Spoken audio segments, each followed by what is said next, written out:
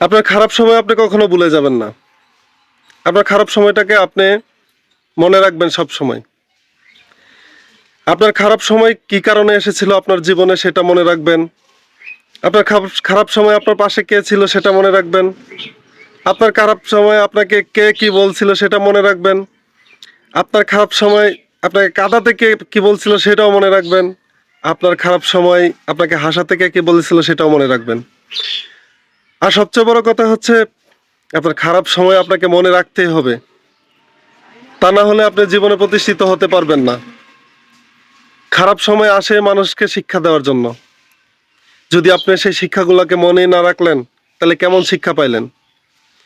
আমাদের শিক্ষা পাওয়ার জন্য হলেও খারাপ সময় মনে রাখার দরকার।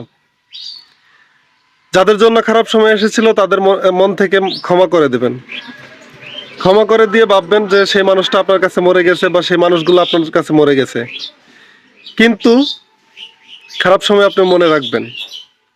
কখনো আপনার ভালো সময় চলে আসলে যাদের কারণে আপনার খারাপ সময় চলে আসছিল বা খারাপ সময় ছিল, তারা যখন আপনার কাছে ফিরতে আসবে তখন তাদের বুঝিয়ে দিবেন খারাপ সময় আপনি কেমন ছিলেন আর ভালো সময়ে আপনার প্রয়োজনটা কেমন হচ্ছে।